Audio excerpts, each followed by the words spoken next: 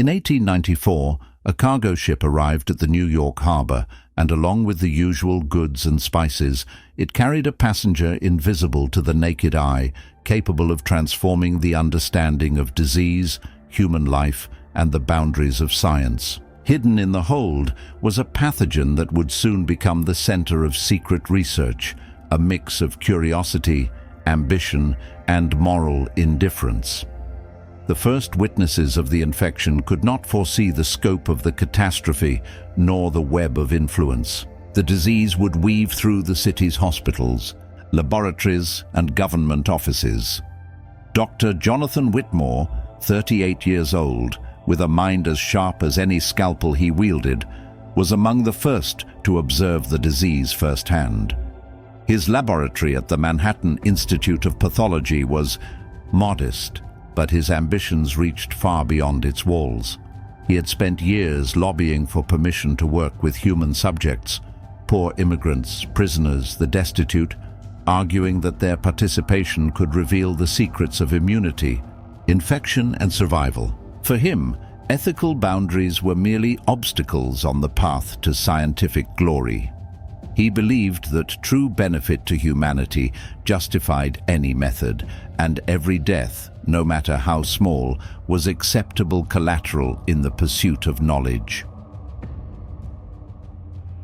The city itself was a labyrinth of narrow streets, overcrowded tenements, and alleys scented with smoke, sweat, and decay. In these forgotten corners, Whitmore's team quietly collected samples, observing the sick, meticulously recording fevers, rashes, coughs, and all changes with the precision of clockwork. To the public, only the headlines existed. Doctor explores new treatments for infections, or Pathology Institute monitors city health. Few understood what lay behind the carefully worded press releases, and even fewer dared to challenge it. Among the first witnesses of the outbreak was a nurse named Clara Jensen, newly arrived from Copenhagen. Her diaries, discovered decades later in the attic of her granddaughter's home, describe long nights in gaslit laboratories, the whisper of pages as doctors scribbled notes, and the constant hum of incubators. She wrote, "I have never seen men so consumed by their work. They spoke of the disease as though it were a puzzle to solve, not a poison to fear. Every vial, every sheet of observation, every patient was a step closer to glory, a step toward recognition." These entries reveal the chilling tension between scientific reverence and human indifference. Whitmore and his colleagues believed that knowledge justified any action. The deaths of a few nameless, forgotten people were merely the price of progress.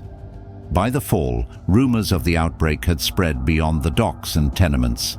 Families whispered about strange fevers, sudden illnesses, and the mysterious disappearance of acquaintances. City officials urged calm, assuring the public that the institute maintained strict safety measures.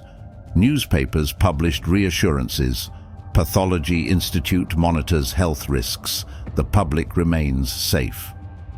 But behind these polished statements lurked an invisible pathogen moving through the city's veins, silent and unstoppable.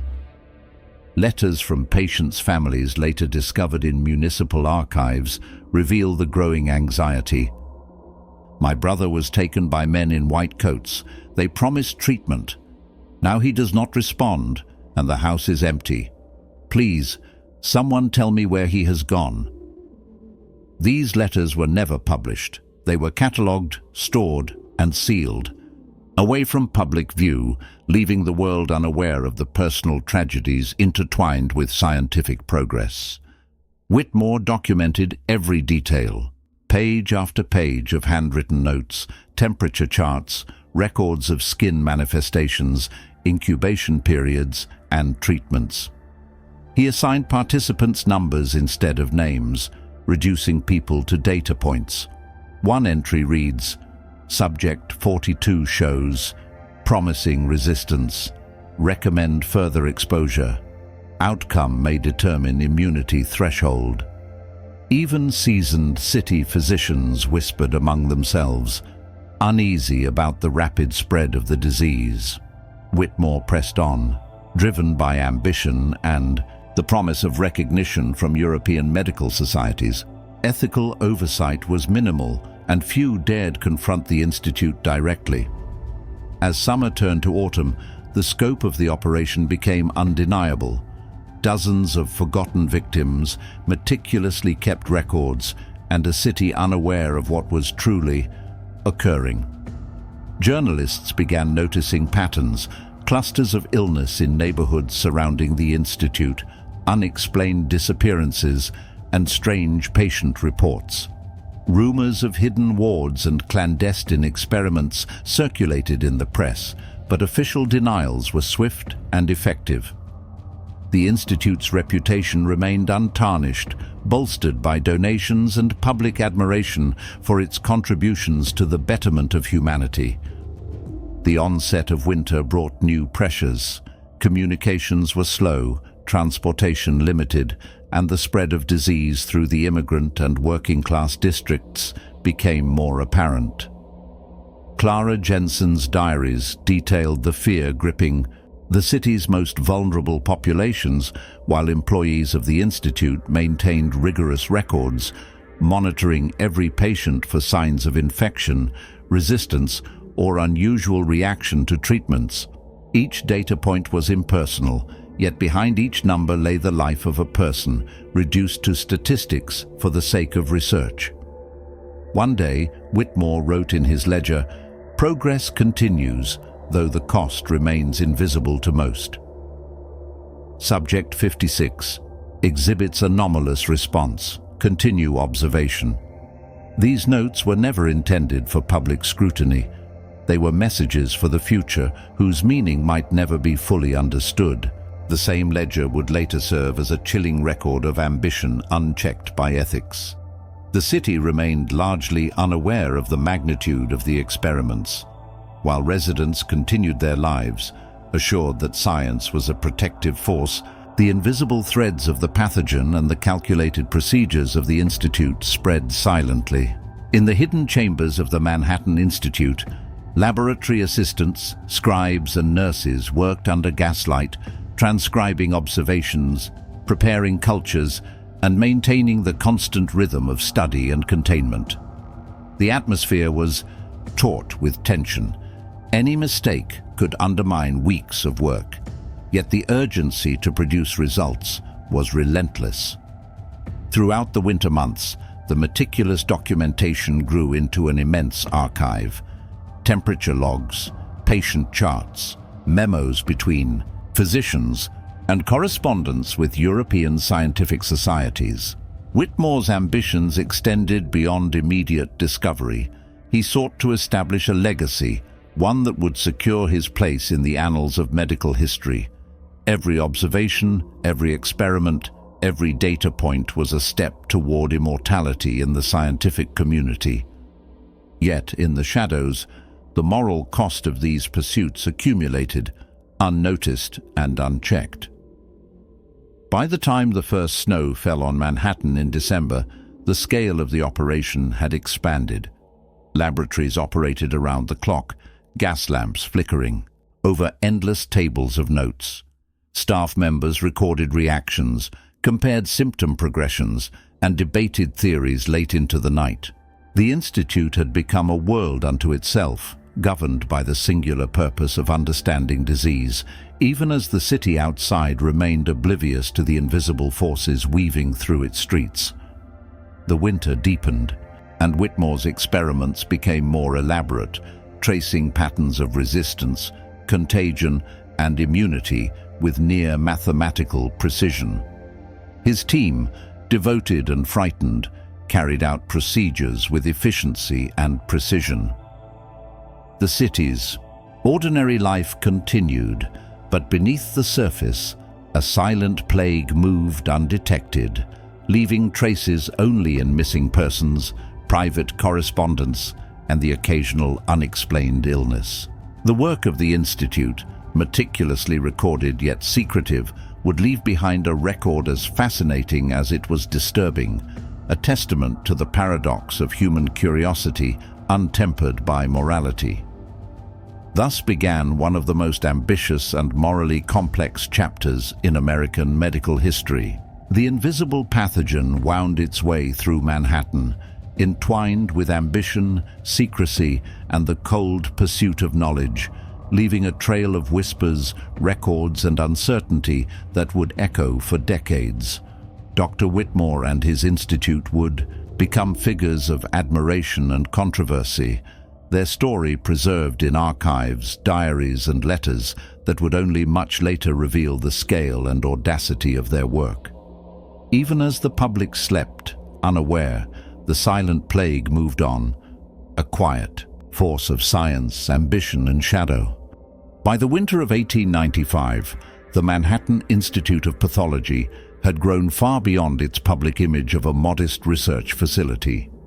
Officially, it was a center for studying contagious diseases, providing treatment and observation for patients under carefully monitored conditions.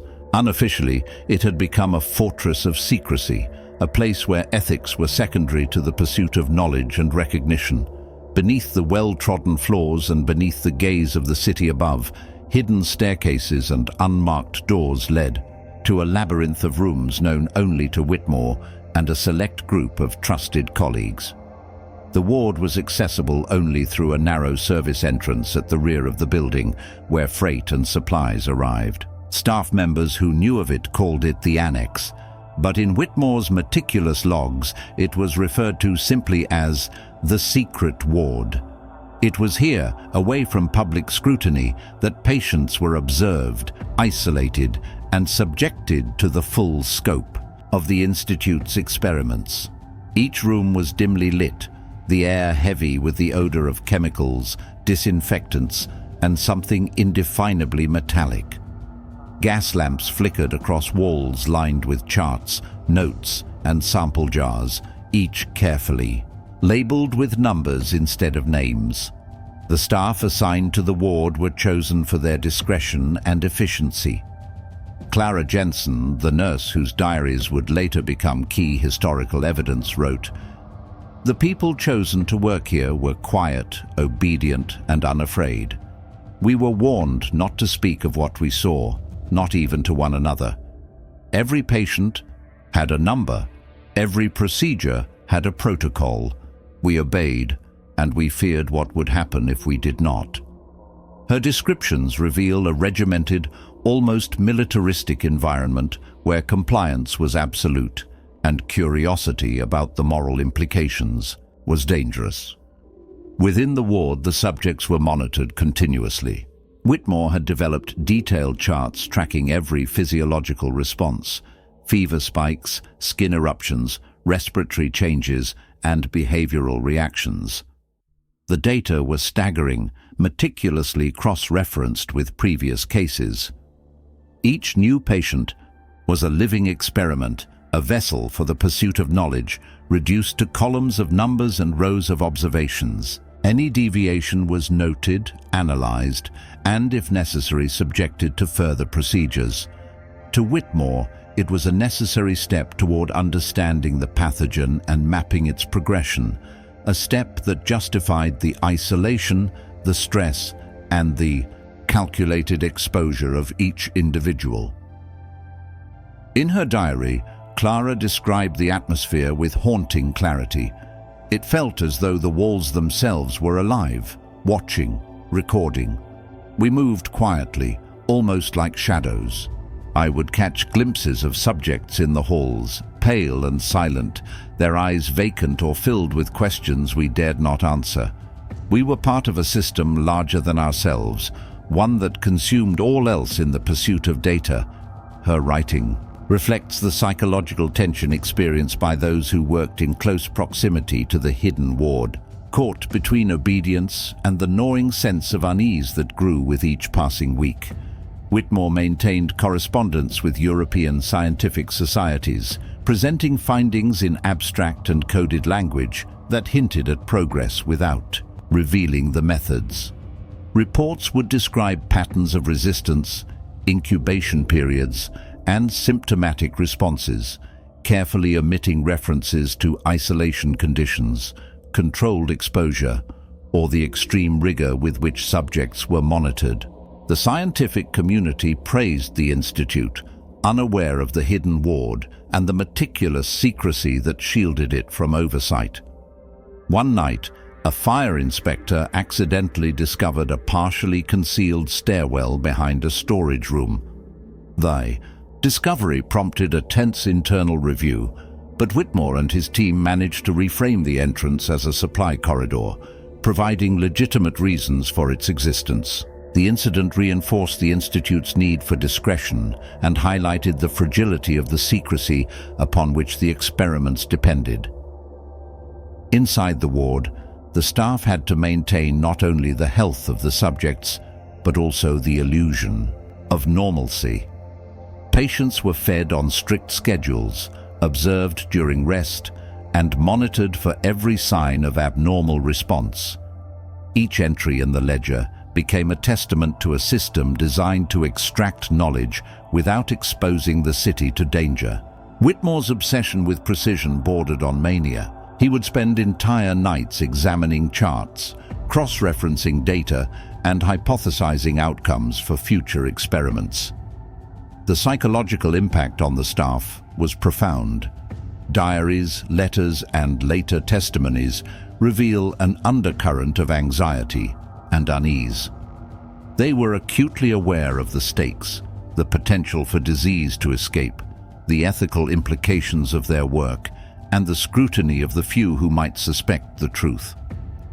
Yet the culture of the ward emphasized compliance above conscience, method above morality, and secrecy above all else. Occasionally, the staff were permitted to interact with the subjects under controlled conditions. These interactions were cold, clinical, and limited to observations necessary for data collection. Attempts at conversation, comfort, or emotional engagement were discouraged, as they could interfere with the purity of the experiment. Whitmore's philosophy was unambiguous. Human emotion was irrelevant when weighed against the progress of science. For the young nurse Clara, these rules created an internal conflict she documented extensively, writing, "I knew the faces behind the numbers were real, yet I could do nothing but record, observe, and obey. Our humanity was a liability." As the winter deepened, the ward's operations expanded. Additional rooms were converted into observation suites, and new monitoring equipment was installed. The gas lamps gave way to early electric lighting in select areas, further intensifying the clinical, sterile atmosphere. Each improvement was justified in the name of science, but it also reinforced the isolation of the subjects and the staff, separating them from the world above and the moral frameworks that governed it. It was during this period that the first patterns began to emerge. Some subjects exhibited remarkable resilience, while others succumbed to the pathogen's progression more quickly than anticipated. Whitmore's notebooks record meticulous analyses, noting anomalies and hypothesizing reasons for unexpected outcomes. He developed early concepts of immunity, resistance thresholds, and symptomatic markers that would later be recognized as significant contributions to the field of epidemiology. Yet these achievements were inseparable from the secretive, morally ambiguous methods used to obtain them. The ward also became a repository of data from prior outbreaks, with comparative charts, sketches, and detailed observational records stored in locked cabinets. Whitmore's obsession with cataloging and preserving knowledge was mirrored by his meticulous insistence on secrecy. He often reminded staff that the work they were engaged in was not only unprecedented, but also precarious. Our discoveries must outlive us, yet remain invisible until they can be understood. The public is unprepared. We are the guardians of both knowledge and discretion. By the end of the winter, the secret ward had become both a sanctuary of scientific endeavor and a crucible of ethical tension. Staff members walked a fine line between professional duty and personal conscience, Each day brought new challenges, observations, and moral dilemmas. The invisible pathogen continued its silent presence, a constant reminder of the delicate balance between discovery and catastrophe. The ward, hidden beneath the streets of Manhattan, remained unknown to the city, yet its influence extended far beyond its walls, shaping the future of infectious disease research and leaving an indelible mark on the history of medicine. By the spring of 1896, the city of New York began to stir with unease. Though the Manhattan Institute of Pathology continued to maintain a public image of calm efficiency, subtle rumors started to filter through the neighborhoods closest to the waterfront and the tenements. Families whispered of unexplained fevers, of loved ones who disappeared without warning, and of visits from men in white coats that left lasting fear. These whispers, initially dismissed as gossip or the result of superstition, began to gain traction as more accounts converged on similar patterns: sickness, observation, and vanishing. Journalists, always hungry for a story, started noticing anomalies in municipal reports. Health statistics were inconsistent. Mortality figures for certain districts did not align with citywide data, and complaints from immigrant families were quietly ignored.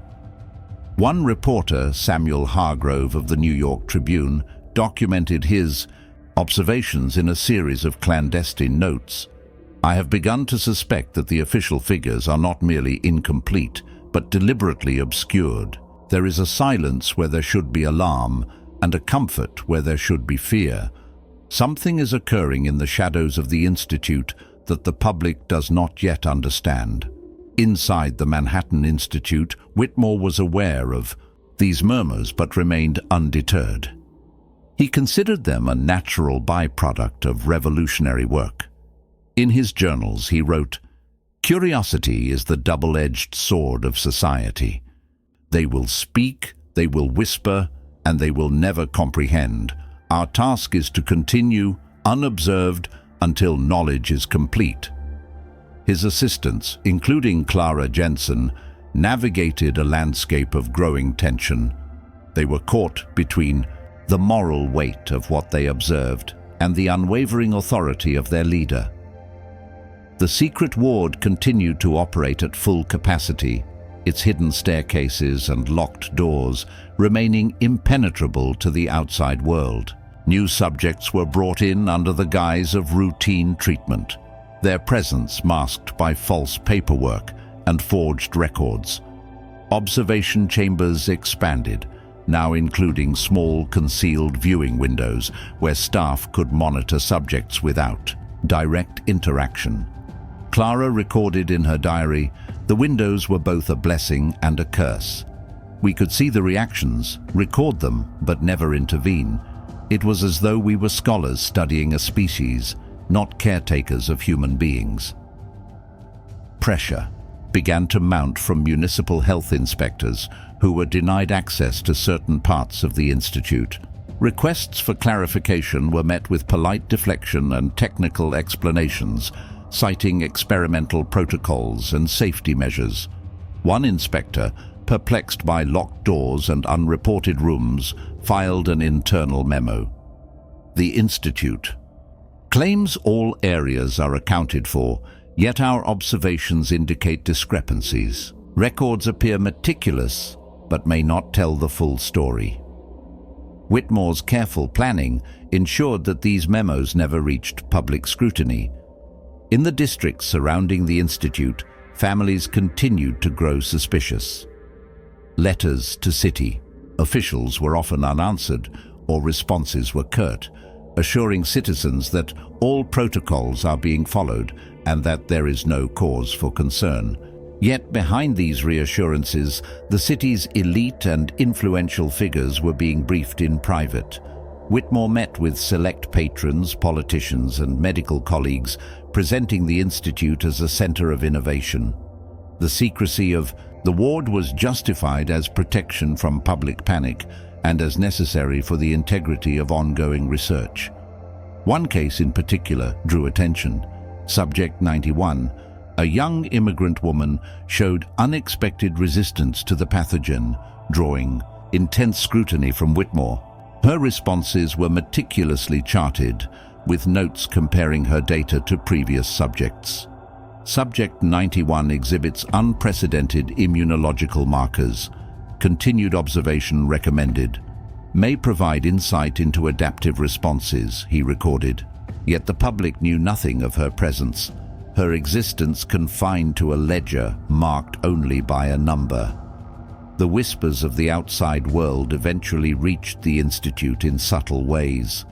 A newspaper columnist, writing under a pseudonym, hinted at anomalies in city mortality records, while a visiting physician from Boston commented on discrepancies between published case studies and observed realities.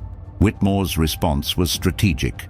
Reassure the public through carefully crafted statements, maintain secrecy within the ward, and continue observations.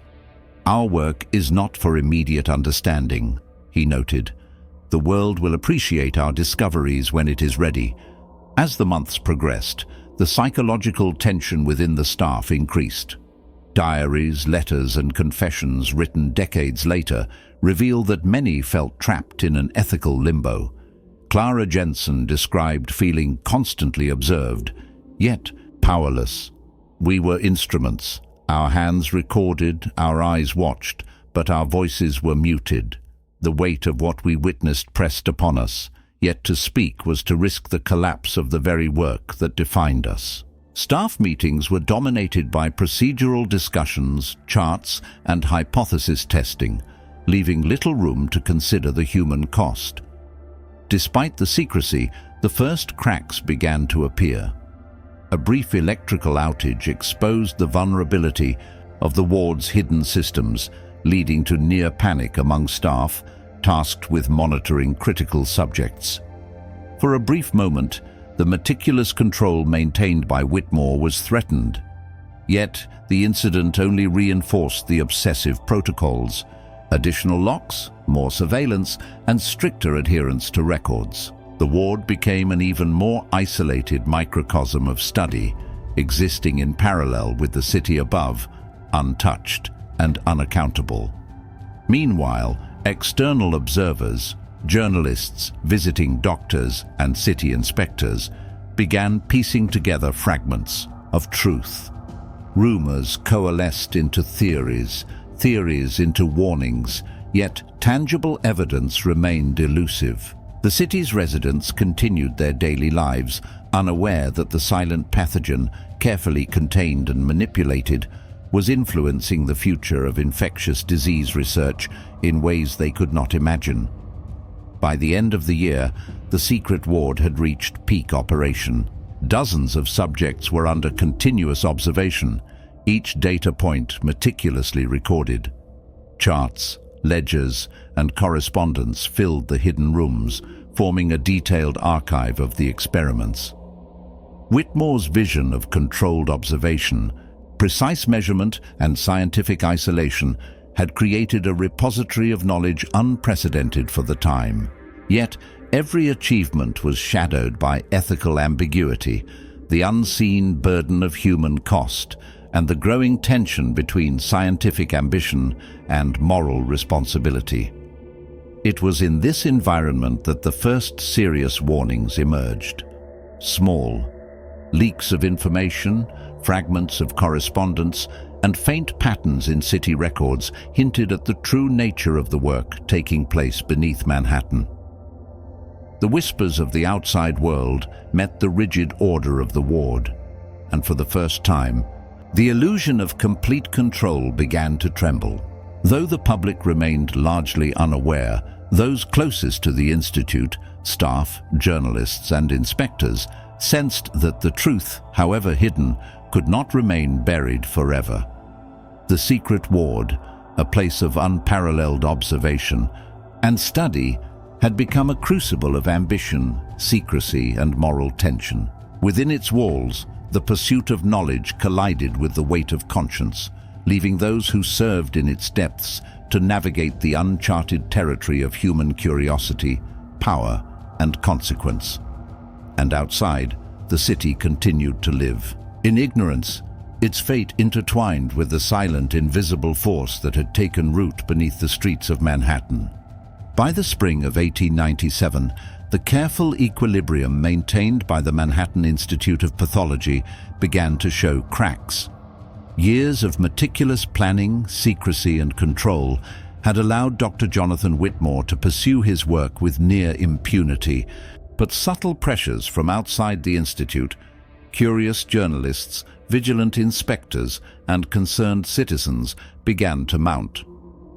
Rumors that had once been whispers became stories, circulating in the margins of newspapers, in letters to city officials, and in hushed conversations in tenements and boarding houses.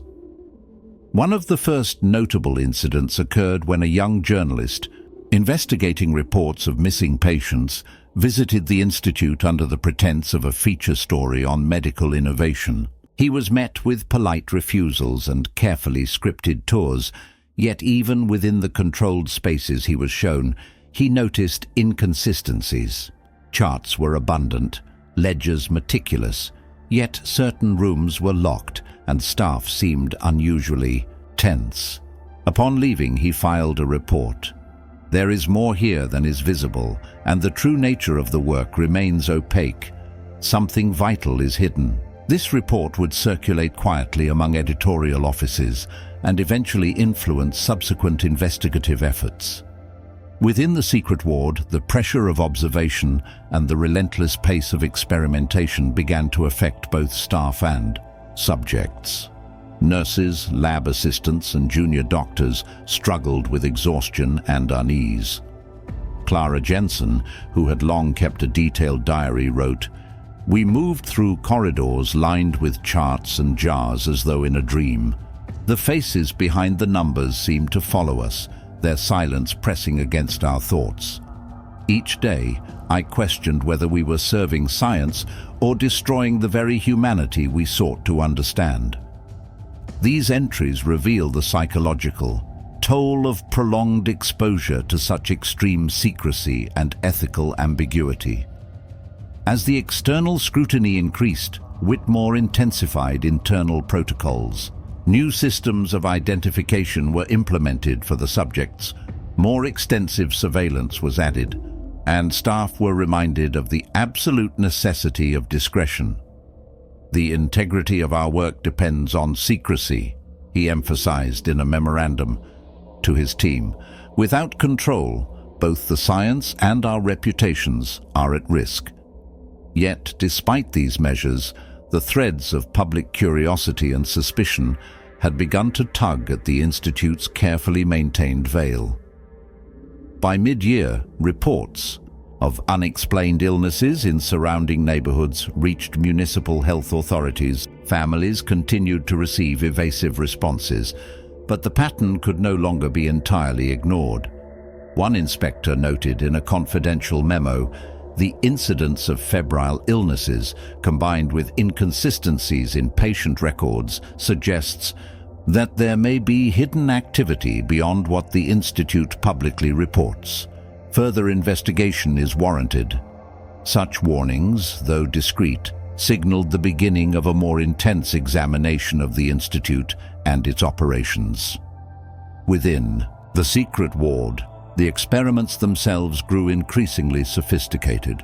Whitmore began to explore subtle manipulations of exposure, observing reactions to variations in pathogens, environmental conditions, and patient care.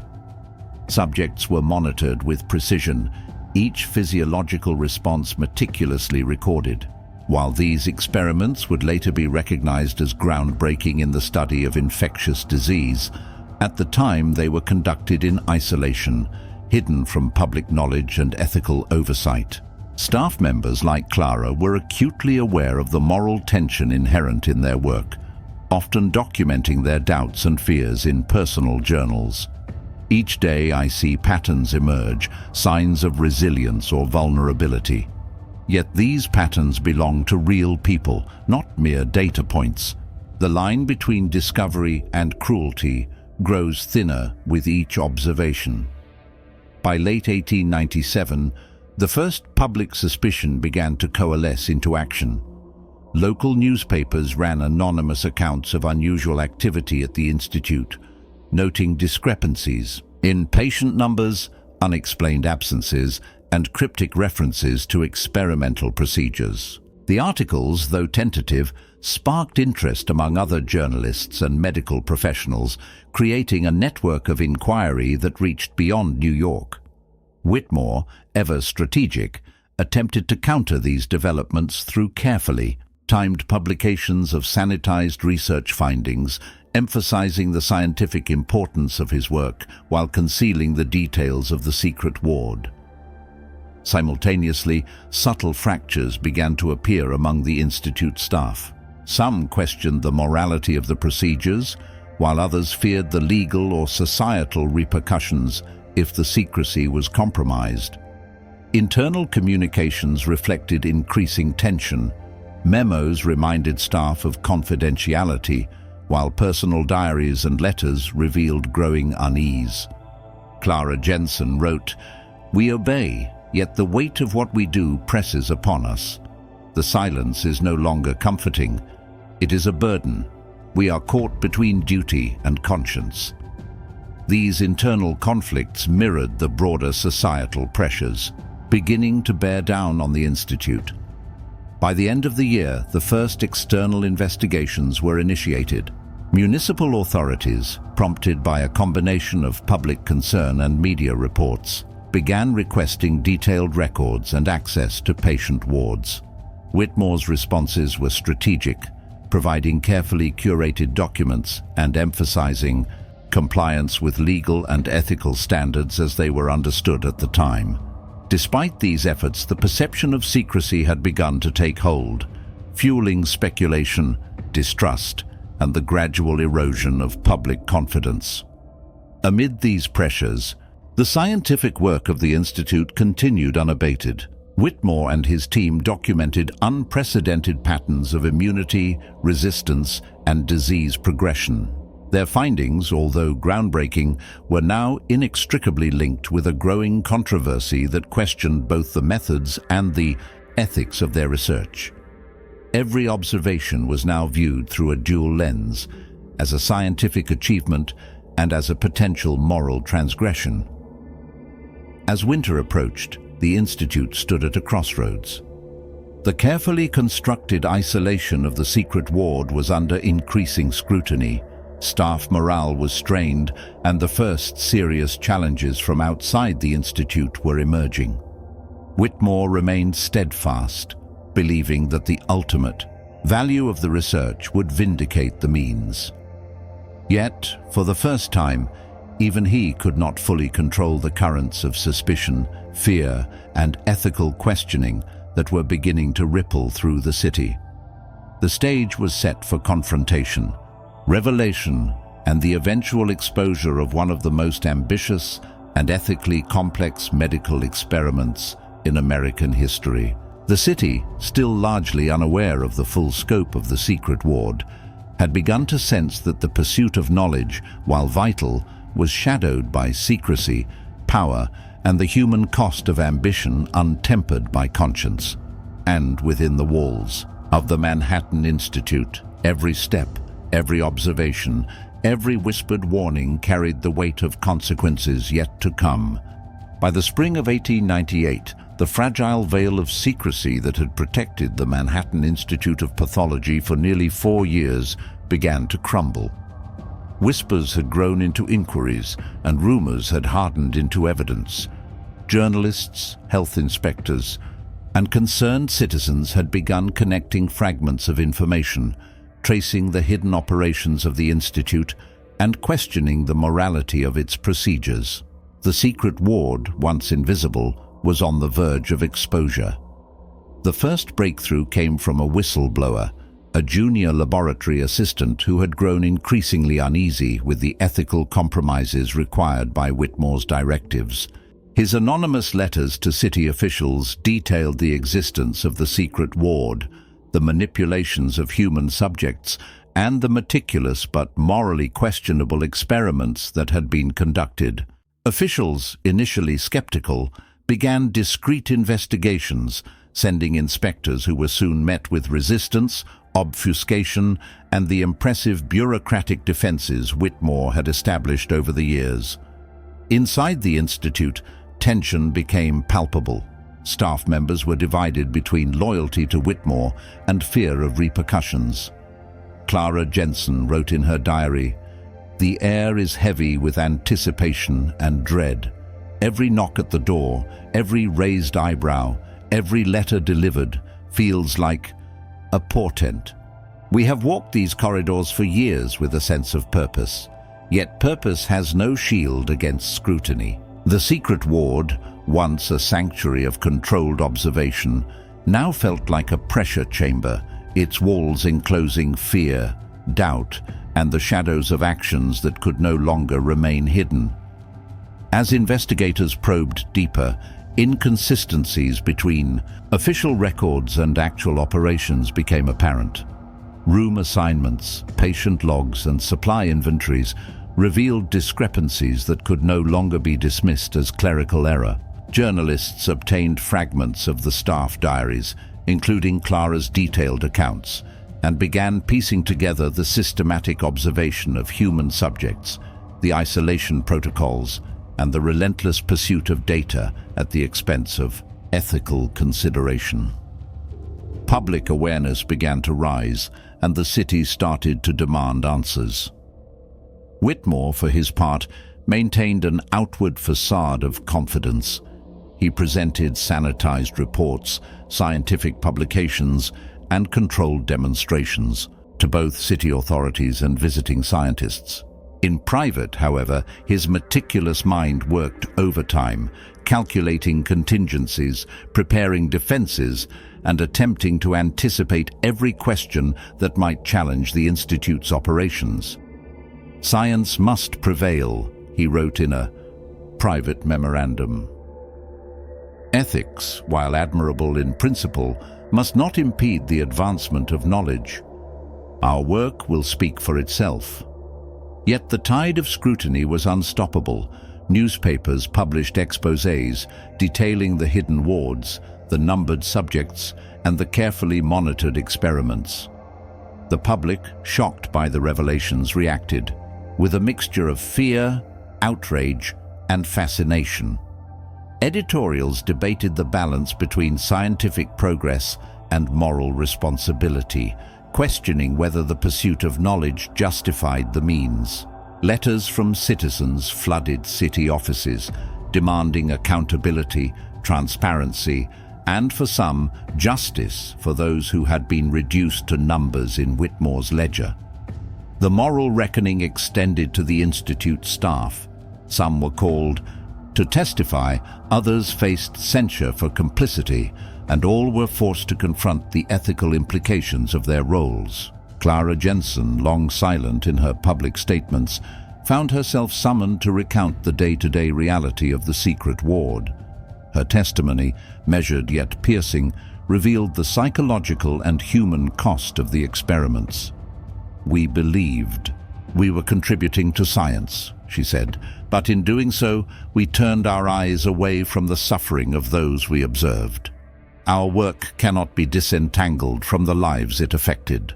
Whitmore himself faced scrutiny, but remained defiant. He argued that the data collected was vital to understanding infectious disease, that the methods, though harsh, were necessary for scientific advancement, and that the ultimate benefit to humanity justified the secrecy and the sacrifices. Courts, ethical boards, and the public debated these claims, grappling with the uncomfortable truth that groundbreaking knowledge had been obtained through morally ambiguous means. While some contemporaries defended Whitmore, emphasizing the era's limited ethical oversight and the novelty of his methods, others condemned him, decrying the human cost and the lack of accountability. As the year progressed, the Manhattan Institute underwent formal investigation. Hidden wards were closed, patient records were scrutinized, and staff were interviewed extensively. The full scope of the experiments was revealed: meticulous observation of dozens of human subjects, Controlled exposure to pathogens, rigorous documentation of immune responses, and a singular focus on data over empathy. The city, long unaware, now confronted the reality that the pursuit of scientific knowledge had occurred in shadows, with both ambition and secrecy guiding every step. The aftermath of the exposure rippled across the scientific community. Whitmore's findings, once celebrated in private circles, were re-evaluated in light of the ethical breaches. Discussions of scientific responsibility, oversight, and the rights of subjects gained momentum, shaping early debates about medical ethics in the United States. While his contributions to the understanding of infectious disease were acknowledged, they were forever entwined with controversy, moral ambiguity, and the lessons of secrecy and ambition unchecked by conscience. For the city of New York, the exposure of the secret ward became a cautionary tale. Families whose loved ones had been involved, knowingly or unknowingly, sought closure and recognition. Journalists chronicled the events with unprecedented depth, drawing on diaries, letters, and archival documents to construct a narrative that revealed both the brilliance and the dangers of scientific obsession. Public discourse shifted toward greater scrutiny of institutions, demanding transparency, ethical standards, and accountability in research. Clara Jensen, reflecting years later on her experience, wrote, "We were part of a machine larger than ourselves, one that demanded obedience and silence. I witnessed both the triumph of knowledge and the quiet devastation of human conscience. The lessons remain. Science without morality is a double-edged sword, capable of discovery and destruction alike." Her words, along with the preserved records of the Institute, became central to understanding the full impact of Whitmore's work. By the end of 1898, the Manhattan Institute had closed its secret ward, and its operations were brought under tighter oversight. The city, the scientific community, and the public had witnessed the delicate balance between curiosity and conscience, ambition and morality. Dr. Whitmore's legacy was secure in terms of scientific discovery, but his reputation remained a subject of debate, a symbol of the tension between human aspiration and ethical responsibility. The silent pathogen, once confined to hidden rooms and secret ledgers, had left an indelible mark.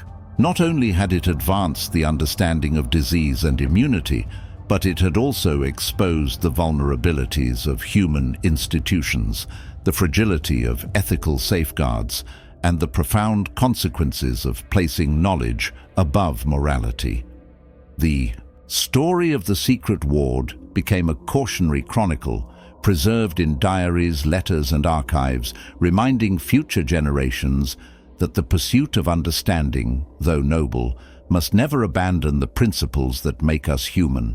And so, the city moved forward, forever altered by what had transpired beneath its streets. The Manhattan Institute of Pathology continued as a center of research, but the lessons of the secret ward endured, a testament to the perilous intersection of ambition, secrecy, and the enduring weight of conscience in the pursuit of knowledge.